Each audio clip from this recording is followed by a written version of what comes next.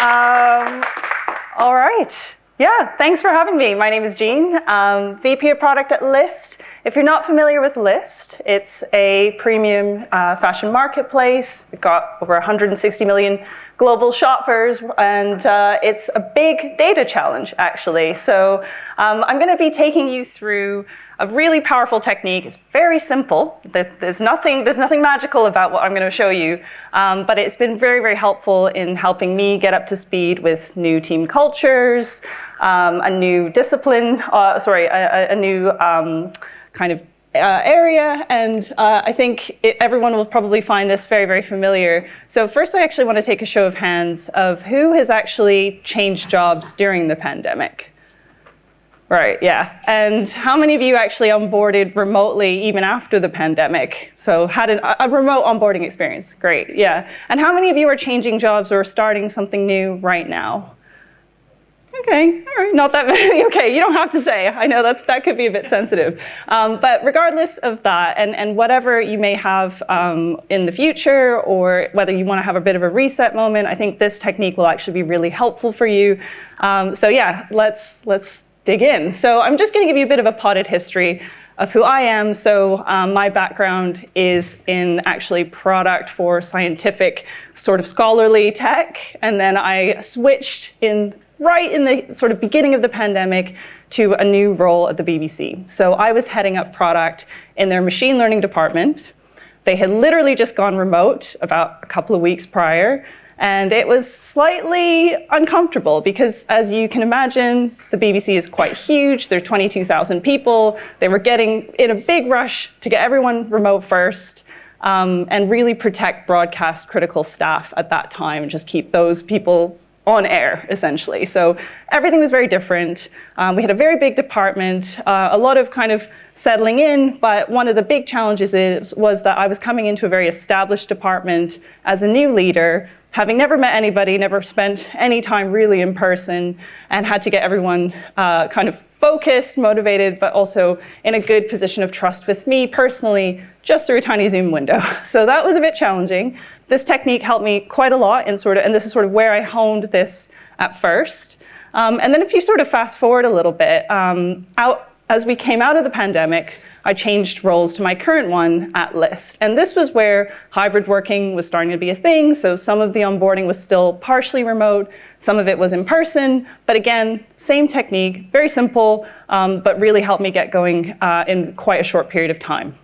And so ultimately what this is about is helping you get up to speed with a completely new environment and new people within a very short period of maybe about 10 days. And it isn't just about just showing that you're present and all the kind of usual things that you have. It's actually very actionable, and it's meant to be something that you can take and really intentionally bring to your teams. So I think one element is that when I'm getting to know a new team, I think initially, I might actually feel a little bit daunted because they have all the knowledge. I'm coming in completely fresh. I know nothing about the area, maybe nothing about the industry even. And what I've used this technique to do is really put a listening angle. So you really have to absorb that information, be humble, be curious, and show the team that you're there to help rather than there to tell or there to change things immediately.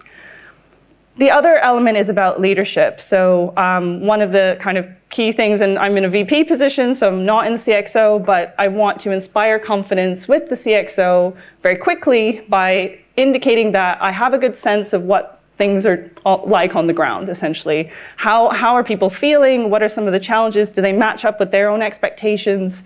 And that is really confidence building in terms of setting up an action plan and actually carrying that through.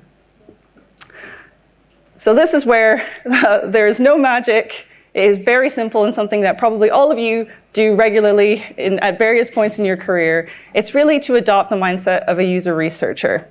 So you treat yourself as a researcher, and all of your new colleagues or new stakeholders, you can kind of apply this to many different levels and treat them as research participants. But where this technique is slightly different is there's a key element here about playing that learning back. So it's not just about finding out the information and sort of digesting it and doing something with it. It's about playing it back and actually taking accountability for the actions that come next. So very simple again, 3 steps. The first one is, like any good research study, you want to have an intentional kind of plan. You want to be able to lay out very objectively what you plan to carry out in terms of what you're trying to learn and so on. When you actually conduct the interviews, there's a structure to that as well. Sometimes maybe a little bit more contrived feeling when you're doing it over Zoom compared to in person, but still there's a particular structure that is useful to adopt. And then finally, that really, really key ingredient at the end is being able to synthesize those findings, but play them back to the team as well to share what you've learned and how you're going to take accountability for what comes next. So in terms of a research plan, so I'm really going to illustrate this with what has happened since I put this in practice at LIST. So if you kind of cast your mind back by a year, maybe some of these things will be familiar to some of you and some will be quite different, but so I mentioned that LIST is a global fashion marketplace, and one of the things that for a decade LIST has been doing is being really affiliate marketing driven. So before I came in, everything was about driving traffic to retailers, and that was how we made our money. But increasingly with new challenges with things like IDFA, it's becoming less of a viable business model, and we really wanted to pivot quite late into our history to become a member-first, category-leading fashion app. So there's a lot of kind of space to compete in that market, lots of big brands, but no one with the sort of scale and the assortment that LIST has. The other challenge is, of course, what everyone else was going through. How do you really seamlessly transition from being fully work from home for a couple of years to now bringing people back into the office, keeping them motivated, getting them used to the commute again, calibrating your communication styles and so on. So again, very similar challenges to everyone else. And in my specific department, so I had joined a department that was very pithily named Data and Shared Services. So that probably doesn't tell you a heck of a lot of what we were doing, but ultimately that department was responsible for the fashion catalog. So that is our secret sauce at LIST. We don't have inventory, physical inventory, we have data and lots of it. So we were interestingly, I think, quite output focused, so very delivery minded, always kind of like trying to sort of think about the systems and the tech and like really, really emphasize those things and less about outcome focus or customer centricity. And I think there was that kind of sense from CXO that that was a problem. So one of the symptoms was that in some cases, there were quite a number of very long running technical projects that did have really good rationale, but not really a clear ending, no early sort of signals that build confidence that we're moving in the right direction. And so that was kind of the challenge that I was given when I sort of first spoke to CXO before starting the role and before starting this little research study. So just to give you a bit of a flavor of like what that actually looks like in fashion tech. So this is a collection of screenshots. As you can probably tell, these are very similar looking Gucci GG Marmont bags. And one of the squads that we have, so we've got many cross-functional squads. One of them was a very machine learning focused squad, and their whole remit was, let's figure out how to automatically deduplicate all of these different products, because we're getting popular inventory. It gets sold by many different retailers. It can be a little bit overwhelming for users when they're browsing the experience and they see tons of duplicates, and it really just creates this sort of jarring, which one of these is actually the one I want, which one's the lowest price, et cetera. But they were really focused on the data science problem of automatically deduplicating the products.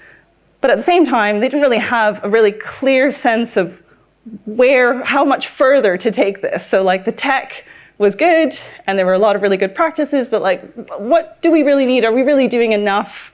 Can we do more? What are the kind of user needs? And there was a little bit of a feeling of being stuck there. So already I could kind of come in with some areas of focus. So it was clear that I needed to understand how this department was organizing its strategy and how the people in the team, especially long-running teams that had those long-running projects, how they were conceptualizing their work against the company strategy. Then, as you would for any sort of research study, prepared a very simple discussion guide. I don't belabor this, I'm not a UX researcher myself, but generally just having that document was really good in terms of orienting myself when I was preparing for the interviews. And then it was time to book in the interviews. And I actually did explicitly send an email to the team and say, I'm running this little research study. You're going to be my participants. Here's a Calendly link for you to book in. And it was very voluntary, so people didn't have to book that time in, but actually most of them did volunteer their time very kindly to speak to me. So I devoted about 30 minutes per session, tried to like block my first 2 weeks and have these good chunks of time that people could actually just book in at their leisure.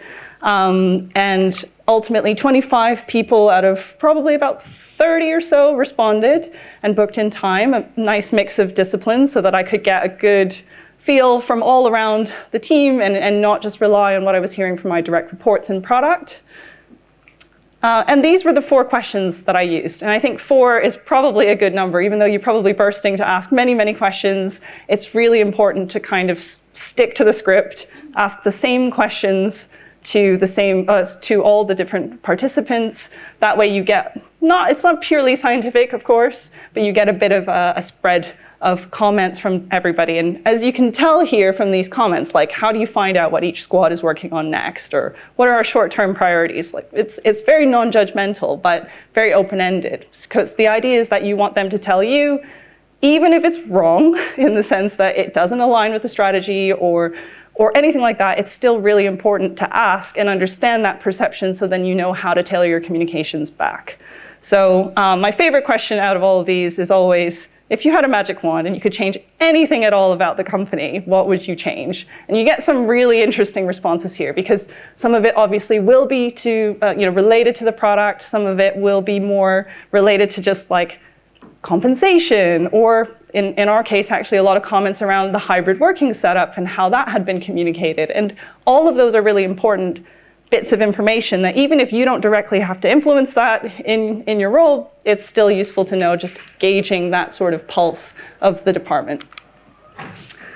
Now with the interviews. So this is really the fun part. I think with every interview, the important thing is really to set the stage effectively, because you want this whole interaction to be memorable, and you want it to be also that one opportunity for you to really make that impression with the team member. So of course, introduce yourself and be honest about why you're doing this study in the first place. So I'm always really open about the fact that I'm just here to learn. I am not going to judge you. There are no right or wrong answers here. It is simply an exercise to get information as a new leader.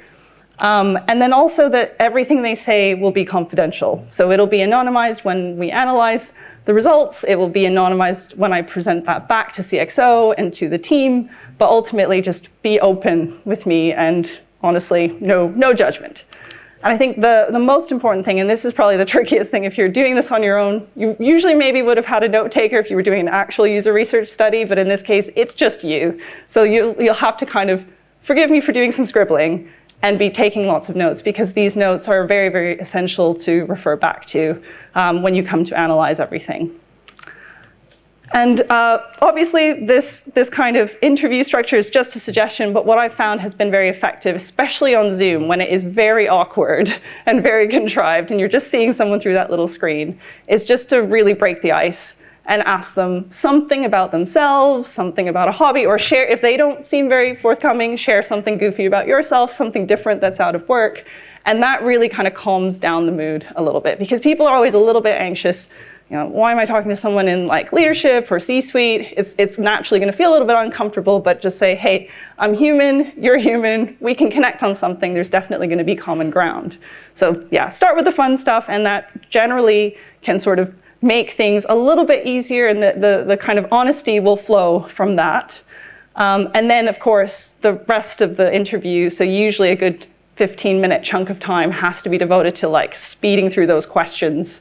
Again, 4 is really the absolute max to get through. Some people will be like very eager to share, and you kind of need to watch the time a little bit. But ultimately, by setting that sort of initial trust building, like I'm here just to listen, set up, it will really help get some really honest, raw feedback afterwards. And I think ultimately that's all you need to do in this interview, is just be curious about the other person, what their role is in the organization, what they're struggling with, and it's not a chance for them just to vent and vent and vent, but you need to understand whether the mood is positive or negative, and there's anything that you can do to help that. And I think some of it is not just listening and ignoring it, and that's where the next stage will come through, but it's really about being humble and letting them take the stage and drive what they want to tell you. So, yeah. All right. Then when you get to actually synthesizing everything, this is where I would probably advise not to take too much time, because time is of the essence here. You want to really get everybody seeing what you've been learning and understanding what you're going to take action on in your first few weeks as a leader as quickly as possible. So I think being overly scientific or overly precise here is not going to do you any favors. But synthesize however you like, whatever makes sense. If it's on Miro, if it's in an Excel sheet, like gather up all your notes and pull out those key themes. And those will actually start to jump out at you probably within 5 interviews, to be honest. So there isn't, even though here I did 25, and I think at the BBC I did something of a similar amount, I was hearing the same things over and over and over by a little while. So that's why, again, you'll probably have a good sense of things, even coming out of all those interviews, of what the top themes are, and you don't need to belabor the point. But the key thing here is that it's really important to have had those conversations in the first place, because that was the valuable bit. The learnings are important too, but really just having that time one-to-one with a group of people really, really helps. So do the synthesization and play it back. And so these are some screenshots of the deck that I pulled together. Keep it interesting, visualize the data in different ways. And really just what I wanted to do was make sure that everybody who had like very strong views or very kind of clear-cut themes, that was very clearly presented to everybody, again, anonymously, so that people didn't feel called out or anything like that. But what we did here, I basically held an all hands with the department, and I said, thanks again for having all that time that you've spent with me one-on-one and being really forthcoming. And here are some quotes for things that people were telling me. And it was very interesting because I think some of the CXOs' worries were kind of true. So there was clearly a disconnect between this really output-focused team that were, they're very, very clear on the solutions they were building, but they really didn't understand, does this actually drive conversion rate? How does it drive conversion rate? Is it driving repurchase rate? Just those kinds of business metrics, they weren't able to really join up all the dots. And I think the other thing too was that there was this worry about the projects that they were doing. There was already this sense, not just from CXO, but from the team itself, of like, this is quite a long, risky project. If we don't show something soon, we don't really know what's going to happen. And a lot of that actually came from recent changes they'd had in leadership, the fact it was very engineering-led before. And I think back to this sort of product deduplication problem, people were just telling me, loads of people were telling me that it's such a nebulous problem. It's really interesting from a data science perspective, but like, how much better can we really be doing? And are we really focusing on the right things here? And so I think the impression that I ultimately got, from all of these different findings is that, if anyone's ever worked in e-commerce and fashion in particular for product data, it's like cleaning a really messy house. And everyone was cleaning every single room of that house really well, mind you, but like, maybe we're just trying to get to the garden and we don't need to clean every room. So there was really this sense of, where's our focus? We're all doing good work here, but how can we make it better? How can we make it more impactful? So there was this huge desire to be customer focused. There's clearly tons of things we could be doing. Which are the biggest customer problems that we're hearing? Can we connect that a little bit better? There were obviously those kind of disconnects between the team and what they were doing and the departmental goals, the company goals rather, and the strategy. And then ultimately, there were lots of signals that there was this one particular project that everyone was a little bit worried about, but maybe hadn't quite been able to do anything about it. So that was kind of flagged to me as something to urgently address. And then you get the usual things, a read on the company culture. Things are very healthy, luckily, coming out of the pandemic. But again, communication always can be better. So that alignment comes with the fact they'd lost certain key meetings, like departmental all hands just disappeared. There wasn't really a cohesive leadership structure in the department since a few kind of key engineers had left, and just that type of usual stuff also came out in the wash. And so the next step, which I've already mentioned, is really now how do you take that accountability? I've learned all this stuff, I've heard your complaints, and I'm not just gonna sit on it. And like, how am I actually gonna show you that together we can do something about it? So it's really not about me necessarily just doing everything, but about playing that back and then leveraging people's problem-solving instinct of like, oh, okay, those are the problems. I can help with that too, and my team's probably going to be instrumental in that action. I think it's really just mobilizing everyone so that they understand their role to play in it as well. So in this particular story, there were a couple of things that I needed to take action on really immediately, like within days and weeks. So the first thing was this customer problem piece. And there was one particular squad where they were having a very sort of confusing the trajectory of this long-running project was not very clear. And so before we could really make a decision on whether that should continue, we decided to go kind of very rapidly to do a 1-week kind of discovery sprint, as we were calling it. And people were not familiar with things like product discovery or opportunity solution trees and those types of techniques. So we literally had to kind of do a boot camp and get that squad to like form little task forces and then go after certain areas of research, bring that back after a week. And after that point, we had essentially a relatively large kind of go, no-go meeting, and like ended up collating all these customer problems, trying to understand how many of them actually matched up or would be solved by this project, got a read of the room, and the team collectively also decided it doesn't seem like the right thing to do, but we can take this good work and actually leverage it in these different ways. So it was really driven a lot by them, but needed a bit of a push from me. And then finally, in terms of sort of the really short-term actions, which also helped with playing this whole thing back to people, was just getting certain leadership structures back in place. So squad leads, now like having them in like a big department meeting where we could align on the strategy. They'd get a weekly report from me of like, what do we need to know now? What's changed? What's the read from the market? What's the read from investors? And giving them that very high level business context that they weren't getting for a while. And then cascading that again through the squads themselves when we had departmental all hands. In terms of longer term actions, so these have been very interesting as well, because a lot of the kind of confusion around the strategy, a lot of it actually stemmed from the naming. So I mentioned that the name of the department was a little bit waffly. There was a data, shared services, something. And we really just thought, actually, our team sometimes doesn't seem to understand what it is that they should all be kind of mobilizing towards. Now it's very clear that actually the rest of the business also doesn't know. So sometimes people were like, oh, you guys are the BI team. No, we're not. So we actually had to rebrand.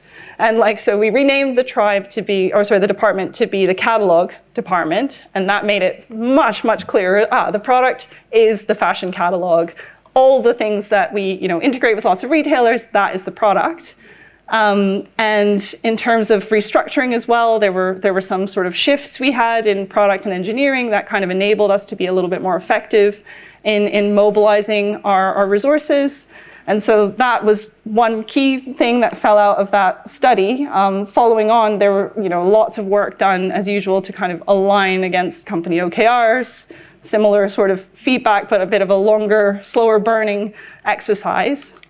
And then very importantly still, rather than kind of ever find ourselves back in this trap of long-running projects, not very clear impact, it was really about embedding this concept of product discovery, understanding the user problem, really thinking about the product and the experience overall, even if it feels like you're several layers removed and really below the waterline when you're dealing with product data.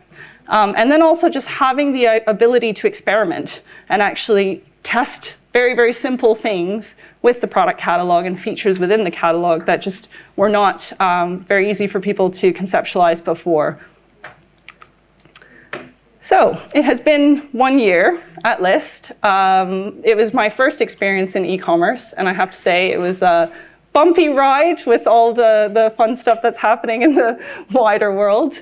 But I am happy to say that actually this transition to becoming very consumer-led, very member-first, that has been really successful, and I think really inspiring to see just how everyone has sort of switched their thinking. And I think one of the great things that I remember one of the data analysts said was that he really envisions like List, our app on the sort of your home screen right now is probably buried in the shopping folder. But like when we're category first, that'll be out there on your main home screen. And like that's the kind of, I think, vision that we're trying to get to. And as a result, I think company culture, people have been really, really motivated as well. And this hybrid working seems to have been, I suppose, one of the more successful ones I've heard about when I speak to some of my friends in the community.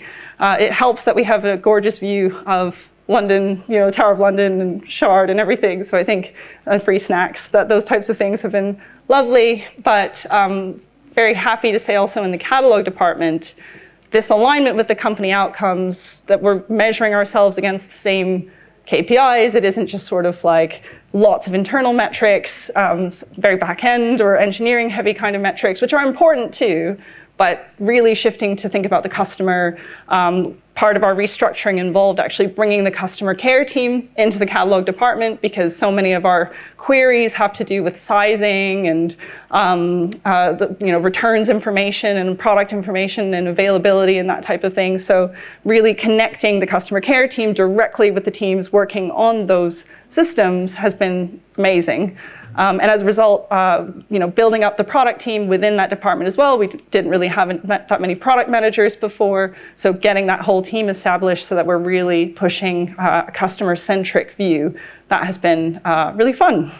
So this is really the kind of product of a bunch of different teams, amazing collaboration. So as I mentioned earlier, when you are trying to deduplicate those GG Marmot bags, your eyes kind of go across, you get a bit glazed when you're staring at those, but the value for the user is that we can aggregate duplicate products and show you the best price. So if you're desperate to get that bag, you can be very, very confident that this is the best price for it, and you can search the whole web of retailers to see that. So a kind of combination of design efforts and some of the front-end app teams, and also the back-end heavy machine learning teams, and a very new function, which is actually a manual curation team that actually can deal with any of the edge cases that machine learning can't find. That's been a really, really fun effort. So just to sum up, a few tips. I think, as I said already, be humble, be curious, be open to understanding things, even if they're a little bit uncomfortable or maybe not what you were hoping to hear. But take accountability for everything that you set forth. And it's about showing that you're going to need their help. You're going to need the whole team's help to carry these actions through, but that you have identified these problems based on their input. You may have another view as well that you want to share, but you'll take accountability for that and see it through. And then I think the other thing is not to just do it once and forget about it. I'm not proposing that you do the whole exercise again every year. That is just way too much effort. But revisit these regularly. Check back at your sort of early findings and see how much has changed. Do a bit of a sense check very informally through just regular one-to-ones and things like that. Skip meetings just to kind of check your assumptions. And I think hopefully this technique will be really useful for all of you, whether you're starting a new role or having a reset moment in your current organization. Thank you very much. Happy to take any questions.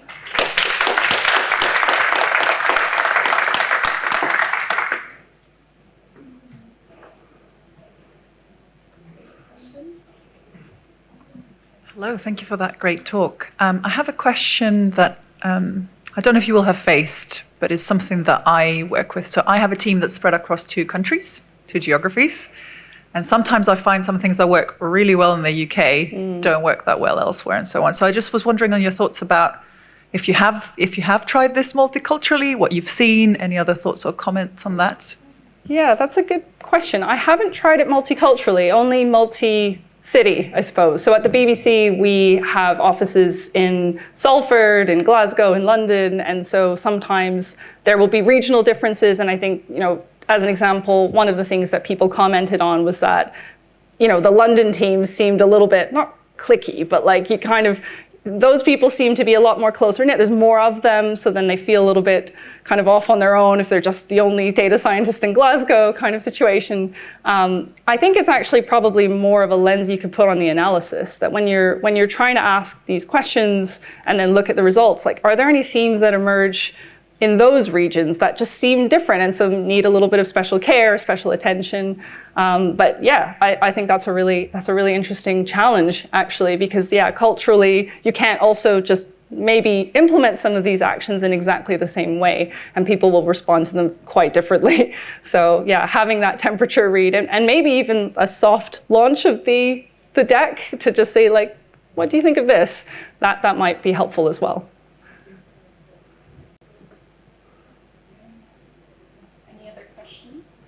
We have room for one more before we go.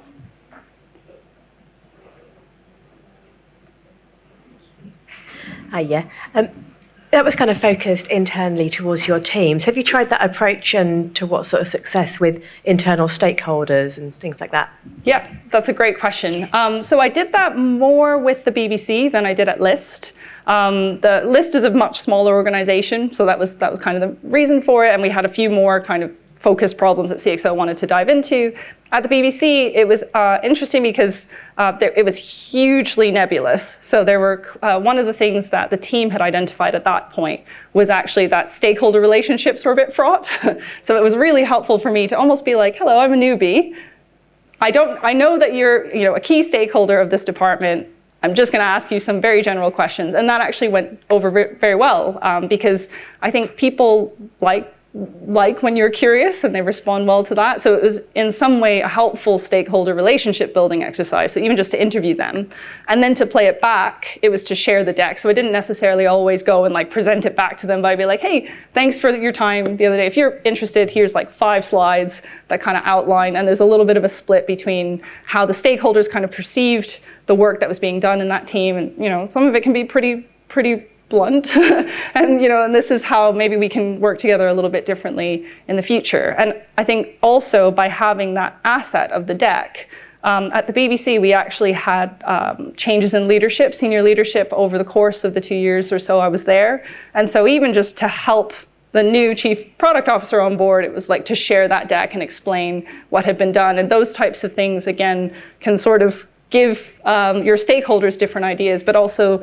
use that as a dialogue to just be quite honest with you so that you don't have to kind of second guess. I think especially when it was remote, it was quite difficult you don't see this usual office politics or dynamics in quite the same way, so you kind of have to infer that. But just setting that tone straight from the beginning and not trying to like ask for something per se other than just their time and a few of the honest questions. That was pretty helpful, actually, in that environment. Okay. All right. Well, we will make ourselves available. Jean, thank you so much for that.